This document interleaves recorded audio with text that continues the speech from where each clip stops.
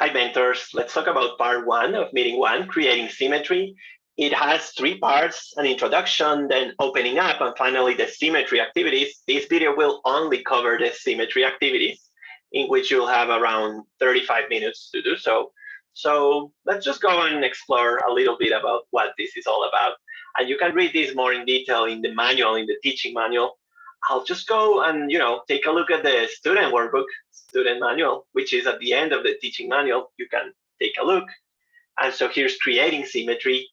So first we'll have an exploration about symmetric numbers. You can also call them palindromes. And these are numbers that start and end the same, right? If you read them from left to right, it's the same as if you read them from right to left. And so these are some closed questions, very nice questions that are not obvious at all at the beginning. How many three-digit symmetric numbers are there, or four digits? Is the sum of symmetric symmetric? And also think of any integer. Can you write it as the sum of three symmetric numbers? And it turns out that you can actually do that all the time. For example, 946, you can write it as 454, which is symmetric, plus 404, which is also symmetric, plus 88, which is of course symmetric. So you'll have fun, playing with these symmetric numbers. And this is just the beginning of symmetry. Sometimes we just think symmetry happens in two-dimensional shapes, but actually in one-dimensional patterns, you can also see this symmetry.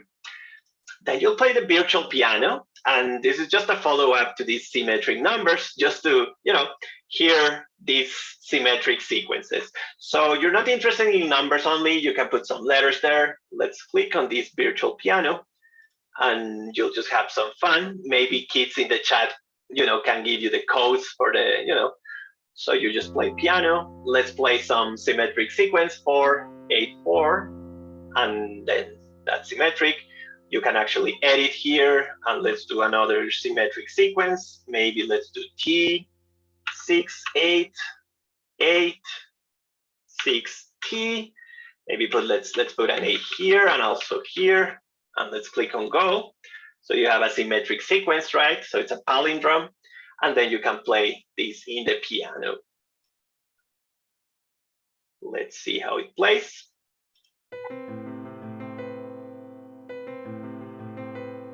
And so, this is really important because it's another entry to symmetric sequences. They'll probably remember this piano, and their motivation will increase because they want to just create other sequences. So it's pretty fun part.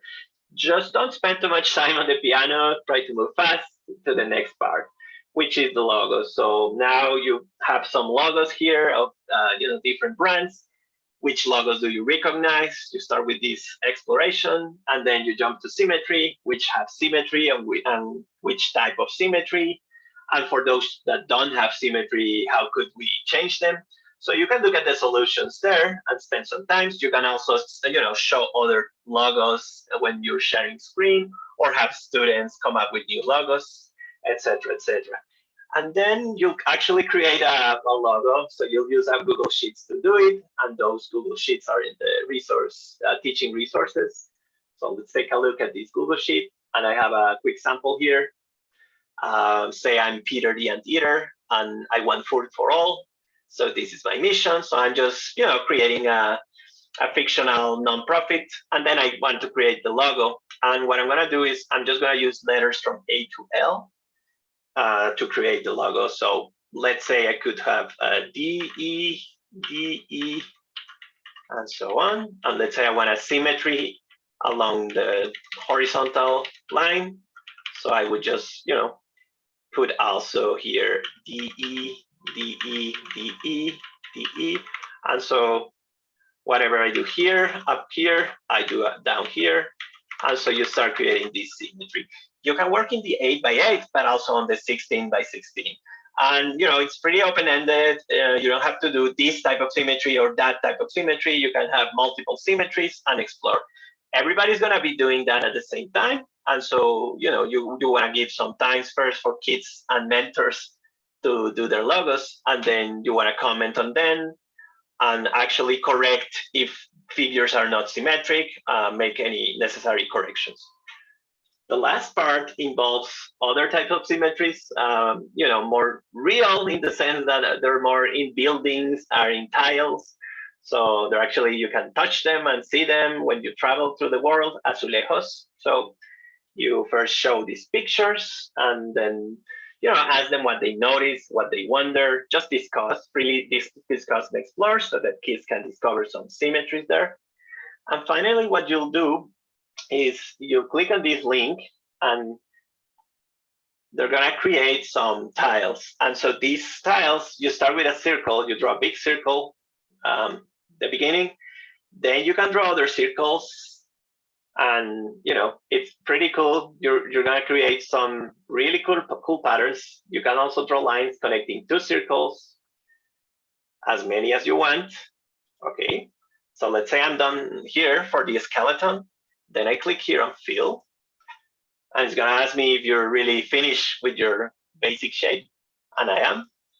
And then you're gonna fill it using different colors. And this is pretty symmetric because whenever I fill one color, all the colors of the rotations are also filled. So it makes sure that it's symmetric in the coloring.